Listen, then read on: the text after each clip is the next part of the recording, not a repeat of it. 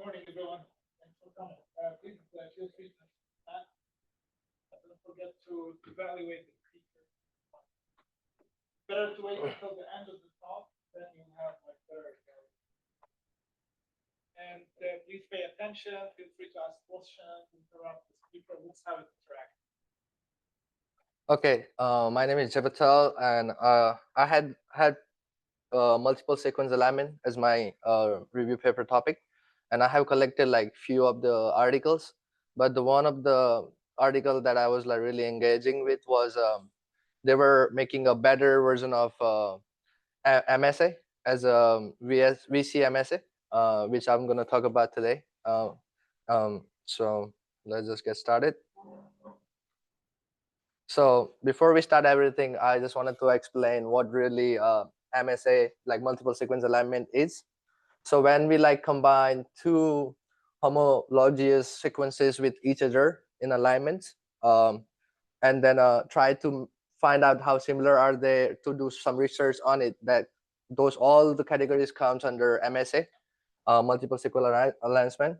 The purpose can be like for reveal conserved motifs, to find some evolutionary relationships or structure constraints, and applications can be like phylogenetic protein structure predictions and different kinds of researches, I guess. This is the next slide. Okay, so for example, this is just an example of sequence alignment, right? If you look at the human and zebra face, for example, and when you combine their protein sequence, hemoglobin sequences on in the same way, as you can see, you see those. Where's the marker? Is this a laser? Okay, as you can see, those the dashes, it shows like there we have like as a human and the zebrafish have um, common protein structures when you just do as a hemoglobin one, right? So imagine if we like research more into this area, so we can like identify some good things about it, or we can like even get some solutions for human diseases or later on anything, right? So what does the I mean that I couldn't get that one. I knew that it's the dashes are the that it matches with the protein structure. The that's can. Which one? This one? the two dots? There's single dot, there's two dots, there's dash. I just saw it as a sequences. Whenever it matches, it gets the dash. Okay. So I don't know when it's like if it's a difference between 2 dash and 3 dash. Okay. This is a regular multiple sequence alignment. This is not multiple sequence alignment. So for example, as we know, like as now is the rule that across the living organisms, this rule is true, right? As we can see, lots of movies that people are trying to get basically get their hands back through some animal structure, as you can see. So I just added this here, and the reason we perform sequence alignment is to find out this region of similarities. This similarities generates refers to functional equivalence and evolutionary relationship between two proteins. Which movie is that? Spider-Man. So we'll start with classic alignment challenges. So as we have few challenges because there we need some challenges to then later on make some review paper on it, right? Otherwise, there is no point of making papers. So first thing is the twilight zone sequence identity.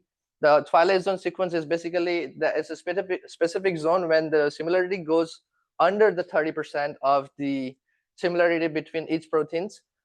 Usually, model what does when it makes the clusters, it gets the all similarities and divided into the different clusters, right?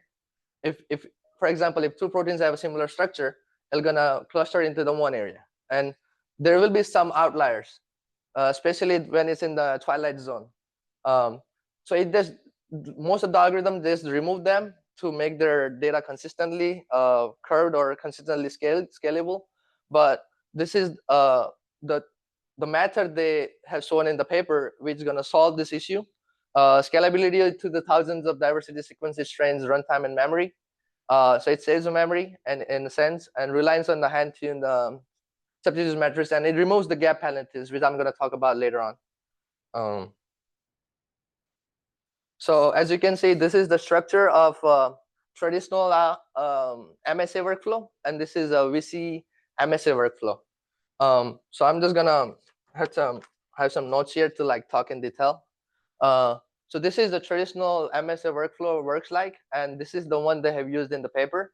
And I'm gonna talk about these changes later. What makes each others different? Okay. So first is to like collect protein sequences to be aligned. That's just a regular step for both of the methods. The second step for the traditional MSA is guide tree construction.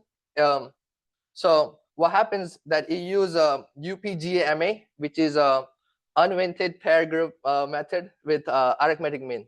And there is also NJ, which is a neighbor joining. Those are both are the algorithms to construct the phylogenetic trees from distance metrics. So do you use both of them? no, this is the only this one. This Why is they have link the yellow boxes. that means it's a change. What makes it different? Oh, I see. Yeah. Then we have a pairwise alignment where it performs optimal pairwise alignment between sequences. And they use substitutions matrix. For example, PAM or BLOSUM, which is BLOSUM and a capital score. Those are the methods which scores the amino acid similarities during the sequence alignments. Yeah, those are the matrices we mentioned yesterday. Grigori. Oh. From the tool. Okay.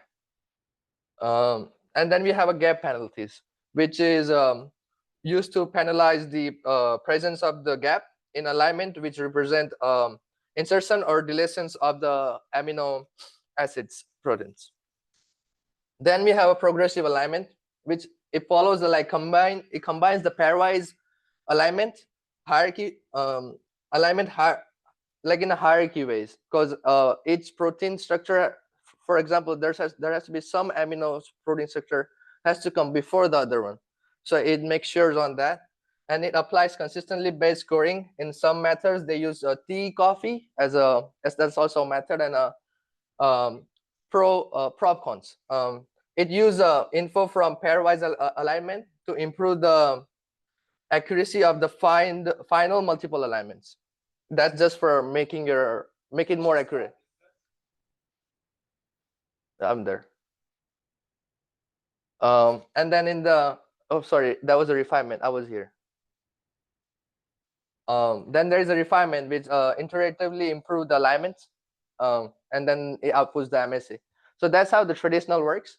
And I'm gonna talk about this thing during. What is the similarity between, say, traditional sequence study in the course? Again. What's the similarity or differences between this pipeline, the the blue one, and what we have studied in the course, which is Eagleman Wunsch? I mean, I haven't focused on too much into the courses work, but I know that these methods and these methods, the difference between these two methods, it's going to be we removed gap penalties on all those different methods, and we use something else as it's called protein language model, in the sense which substitutes all the other things, which also makes the model more accurate while saving the time, memory, and everything. I'm so sorry. What is pairwise alignment? Huh? Pairwise alignment. Wait, I got it. It combines the that I just told you, right? Pairwise alignment is the one structure comes before it's supposed to be. So for example, there will be lots of amino acid structures going to be, but there's some of them has to be before it, then the other one comes after. I have it all in detail for the few next slides. But this is what we covered. Oh, of course. Pairwise alignment, right? Okay. So what is pairwise alignment? Do you have any examples?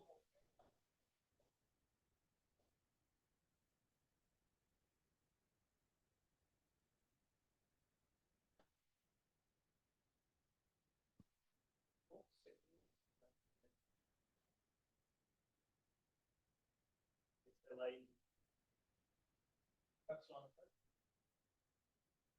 What else? Cover 5 of them.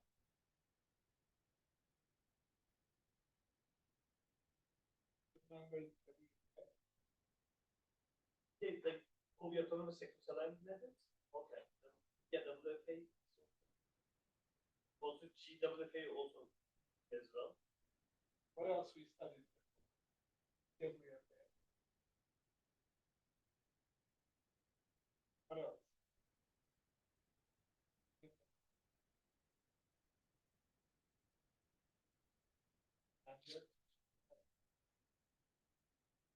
All of this I'll cover in the next slide. Okay. So the key difference is we see MSA use language model embedding instead of substitution matrix that we just talked for the number 4 step, I guess. So and it's traditional MSA use guide trees, which is the second step here, while the VC MSA use RBH networks, which I'm going to talk later on. I already read there. So the language model does what exactly? It's upcoming slide. Okay. And VMSA employs topology sorting of a directed analysis graph for column ordering, which we just talked, right? That, for example, when you want to make a braid, first you have to let it pop, and then you put it for oven. You can't just put it for oven and then let it pop, right? That's I work at Subway, and it's just. Yeah, I love the presentation that provides.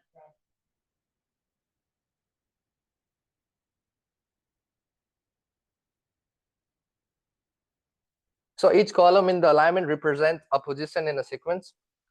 Same amino acid must appear before other based on their position in the similar position priorities. Similar proteins. This must come before rules from directed graph. Directed and see whatever is it. The directed graph, which we call DAG, means that arrows never from a loop. So it just tells you the steps to go for the structure to get to their positions. And the topological sorting is the method that puts all the columns into a valid order based on the arrows that are given by the directed graph. Everyone good? Okay. Yeah, I mean, I'm bad with English. I have just learned the language here, but I'm learning. That's why I have. Okay, so now we have a protein language model, which have like lots of protein data stored, like millions of it together.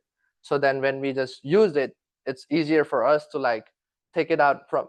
Basically, it's like a storage of all those protein sequences in it. So transfer model trains self-supervised on millions of proteins, output high dimensional contextual embedding for each desired use. And that's what protein language model is. I'm just going to go to the next slide. Okay, so now we have a VCMSA, which is a vector clustering and alignment. The core idea is to align reduces embeddings instead of letters. It eliminates all the methods we just talked about in the traditional method, and it targets onto those not similar protein structure, which is under 30%. Because that's the goal for them to like capture those into the when they run the everything, they should predict that okay, there were some. Oh yeah. What's the benefit having low similarity? Benefits? Yeah. Why I mean, why we are interested? Because it calls the twilight zone because they are similar in a sense, but because they have less structure similarities, it don't get found out by that easily. Yeah, but less than 30%. Why you should care about less because than?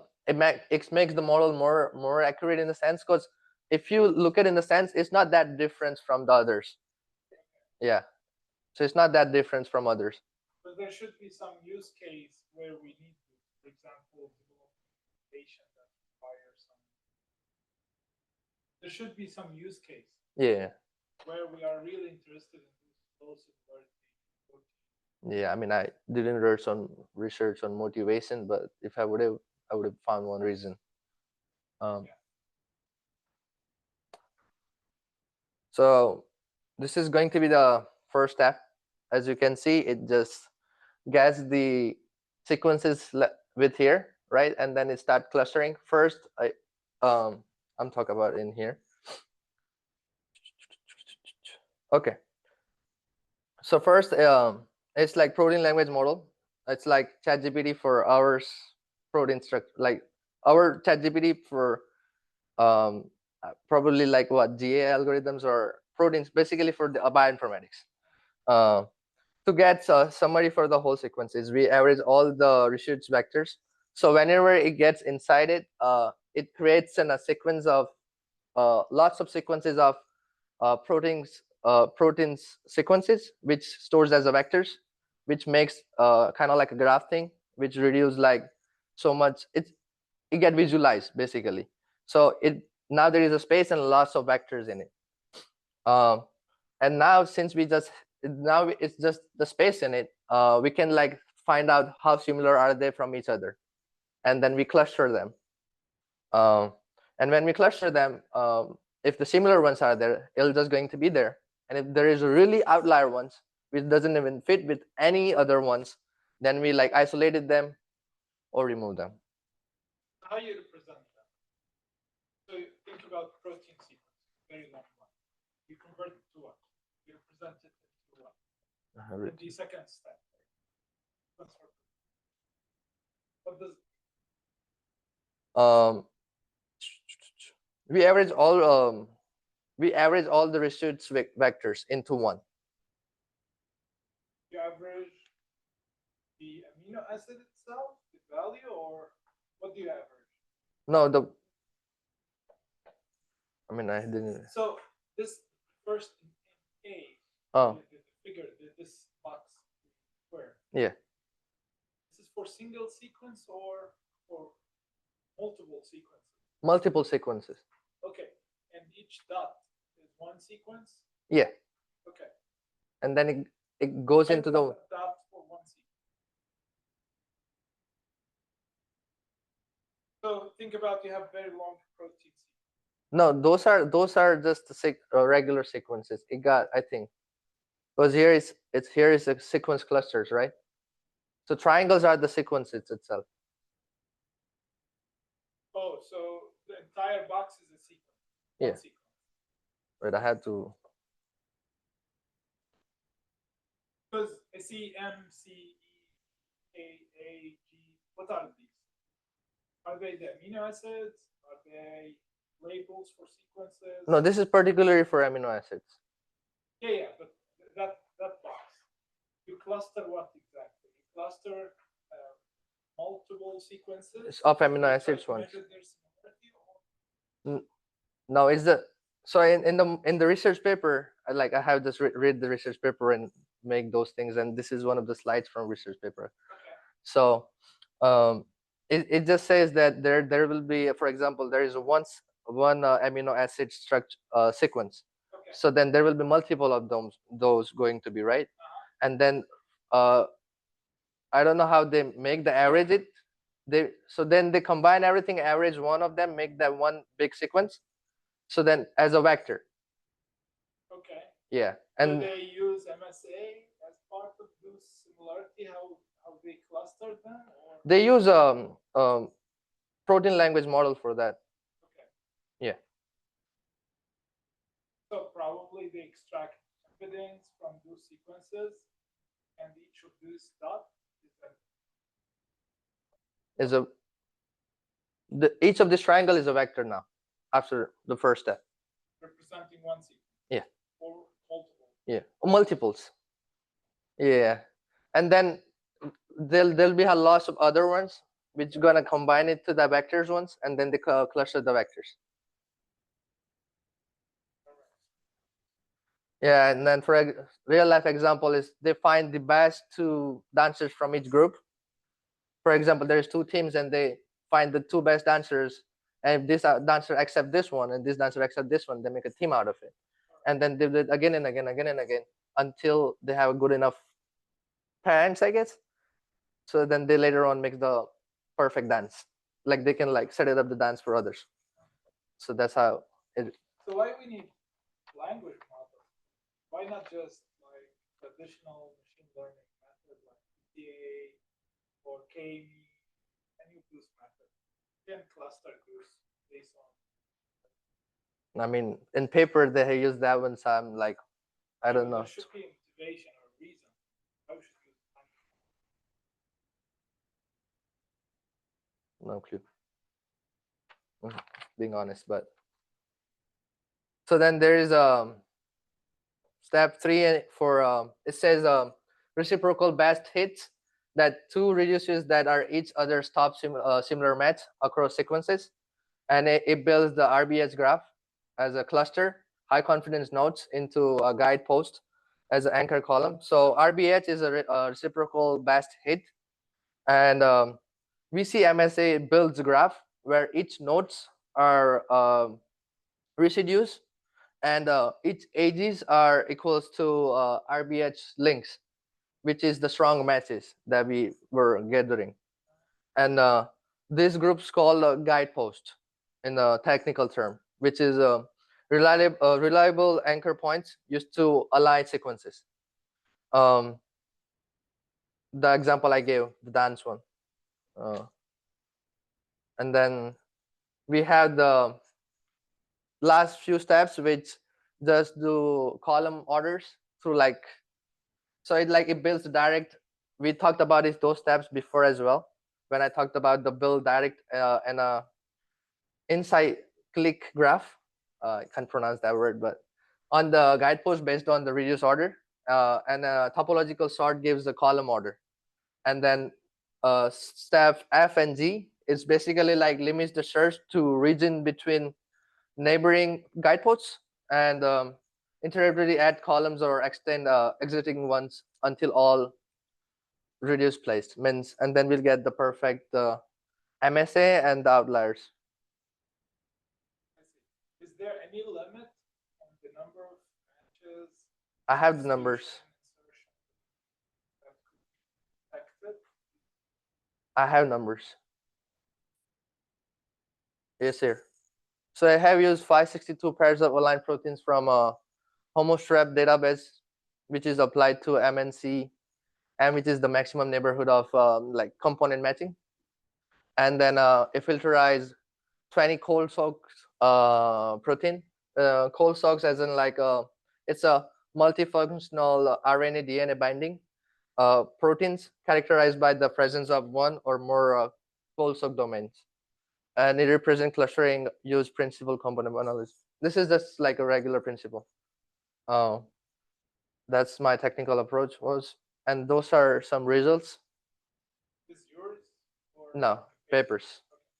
I'm gonna talk about it later. So this it shows that like it shows that there is like a good amount of correct positions happen.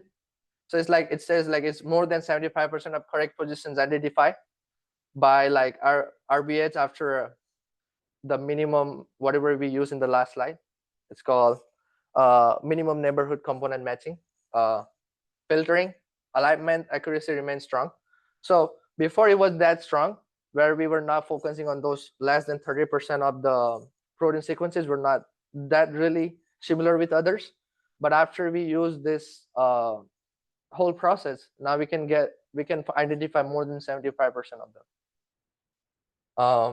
It's also a scatter plot showing that relationship between it's just showing that what alignment identify the proportion and the correct position. The higher the sequences identify correlation with better RBH performance even at lower identity. And then this is one more result which says the POC plot of amino acid represent the color. It's just the color by it represents the same alignment column clustered together that demonstrate the embalming capture position context. What is the gray color? This one? No, sir, no clue. I don't know. Those are the things. What what does this plot? As in?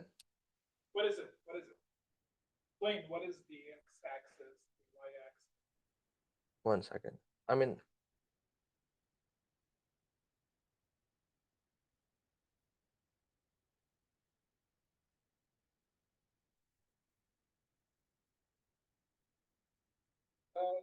There are a lot of colors. Top is the only four. This just zoom in snapshot for small region, or I mean colors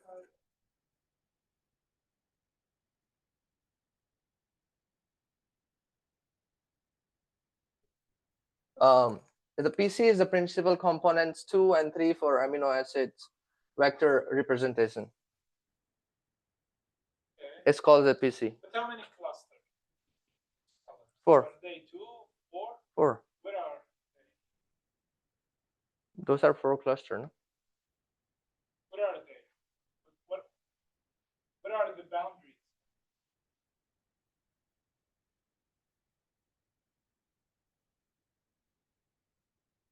Maybe 2, one to the right, one to the left.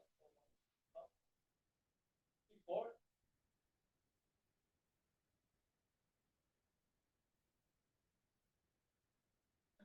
What? But we're gonna move on. He should be correct. He's the mathematician here. And there's also PCA plots. Those are like, I should have put it the whole screenshot, but when I put it into the PPT to like design it in itself, I think I cropped the side of it. It highlights the glynaces in the red, identify amino acids in different columns, and a protein language model captures the context, not just amino acids identity. Those were the paper's results. So those, the things highlighted in red, it's about the things that with low similarity, 30%. That's why we are highlighting them. Yes. Now we are capturing them. Yes. Yeah. And those are some of these columns. Yeah. I see there are mismatches.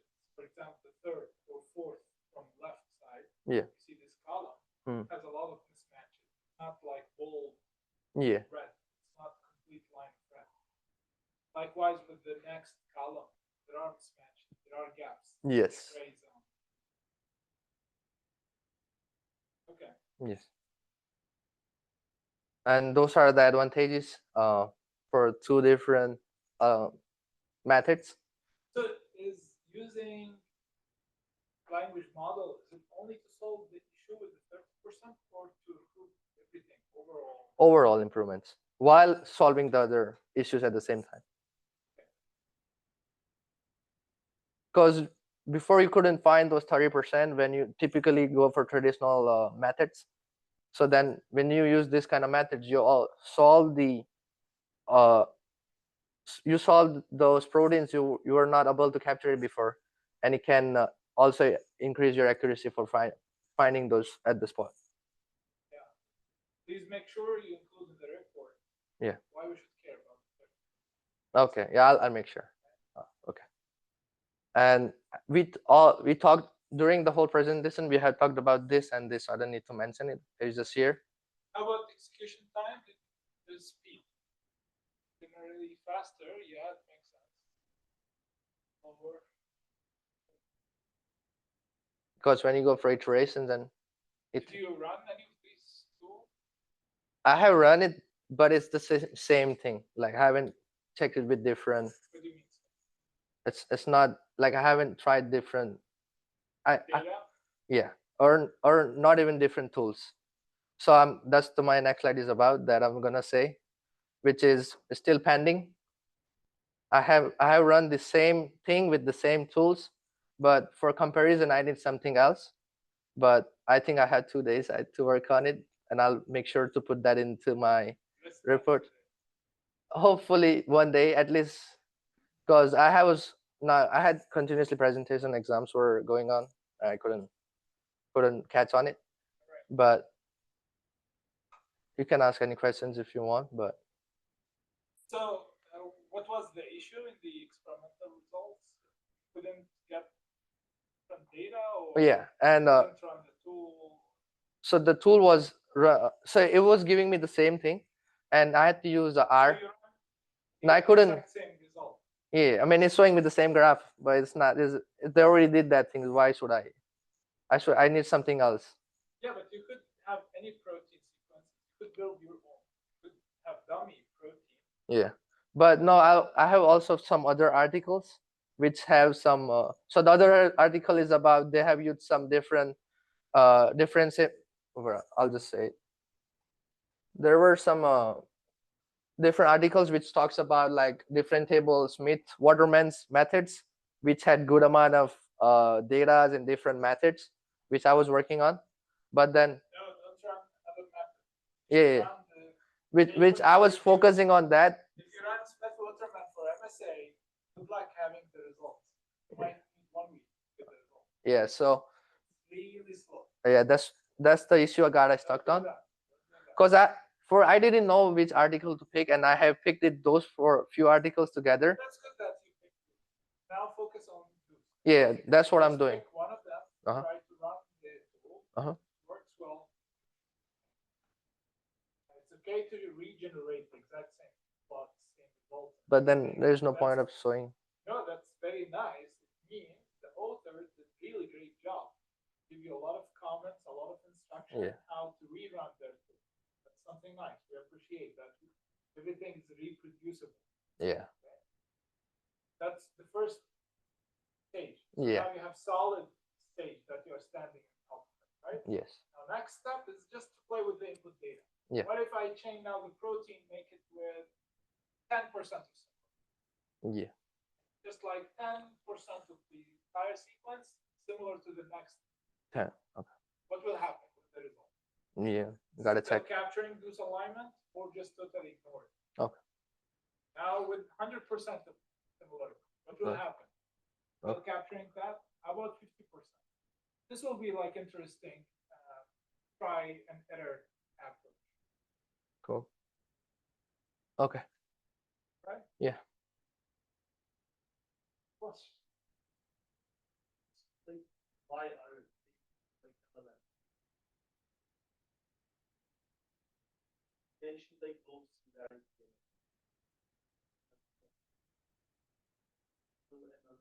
need to have data with so especially on here like I'm like they are especially mentioning like get more accurate results even with low similarity. That's way so traditional analytics cannot get accurate results.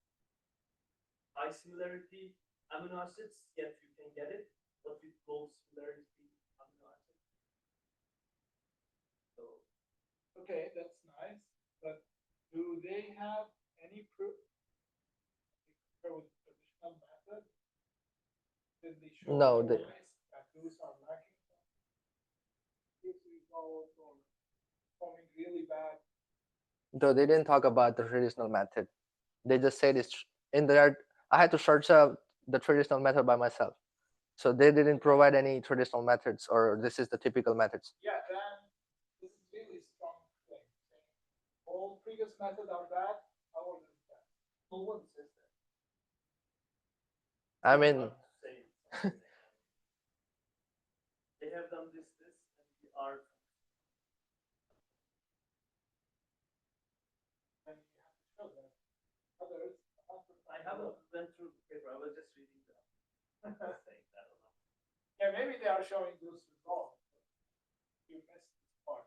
Sometimes they include results in supplementary material. yeah, it says here that although the sequence alignments were some of the earliest bioinformatic algorithms, and all the sequence alignment forms the basis of many computational biology analysis, MSA is not solved problem. Current sequence alignment algorithm particularly struggle with alignments in the so-called twilight zone of the sequence identity, in which structure and function is conserved, but the amino acid sequence is not. So that's what they are claiming. Yeah, this is what I'm not getting the results here. You have it. Yeah. Maybe in your presentation you're missing them. Yeah. We have to see some comparison. Yeah, you'll get my report in detail. Okay. Hopefully you'll solve these two. Yeah, I'm Focus on first less. I'll explain that. Use language model. Yeah, I'll explain all those why Yes. questions. And that section, they have like section name, especially involves saying that human statement more accurate than like another algorithm. Have those sections. Especially the image. And also he showed the one of the graphs in the result with Is this one?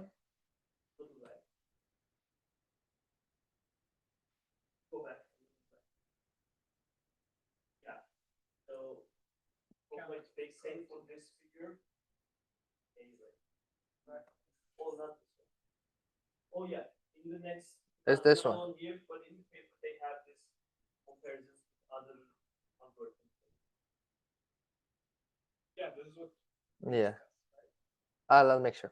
For sure, we have strong claim of performing best, even in this niche, this area, this small okay, we should show results. Okay. I think use case can be bigger since I have not searched on like where else we There can. should be really strong information Yeah. why we should focus on Yeah. this and learn. Because most of the time, when we get into those projects, we just like try to get the similar codes, data sets, we run on it, and then we just don't know why we did it. No, this is out of curiosity. Yeah, of We course. should, I know. right? It's just me. Okay. So We can take like we have 1 minute.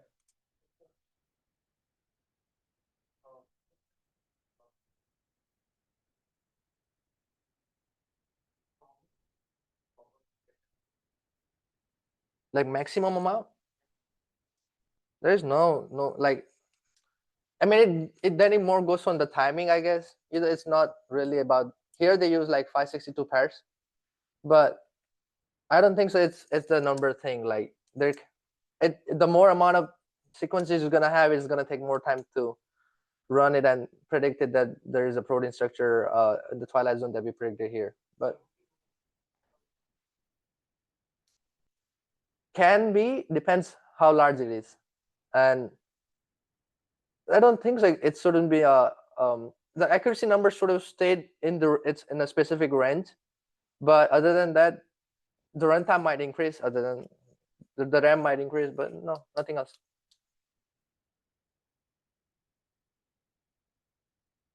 It might affect the cluster size. Cluster groups are similar. Might affect it. It will increase the computation. Of course. Right?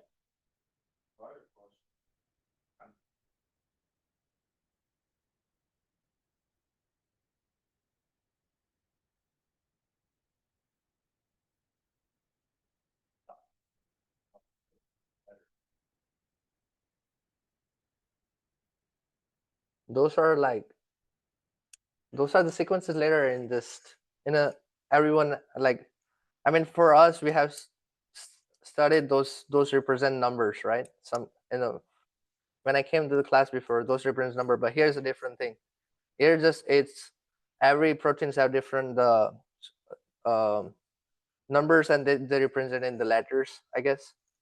So it's every proteins have a gibberish length of the structure, which it's like hard. Even for biology guys, it's not this thing that they will gonna understand these letters because it's more into the CS thing. Why? Those are proteins. Yeah. Those are Yeah, but I'm saying for them, how many of them? amino How acids. many alphabets? We have all the 24, all the 45. How many different alphabets? Hard to tell. Yesterday, someone.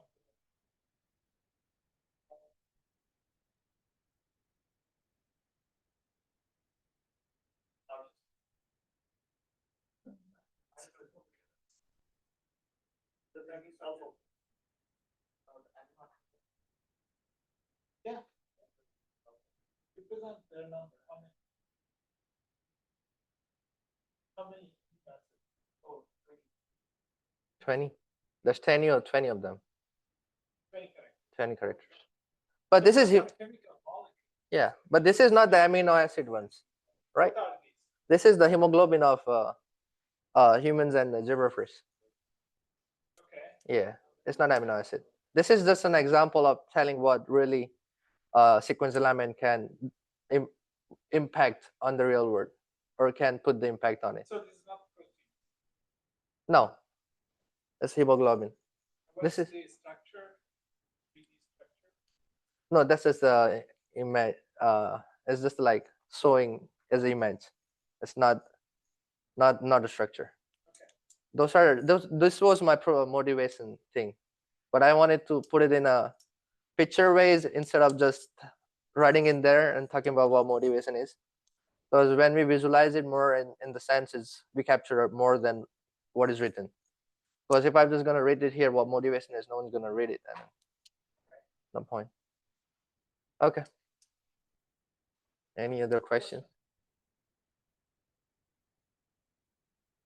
Great. Thank you so much.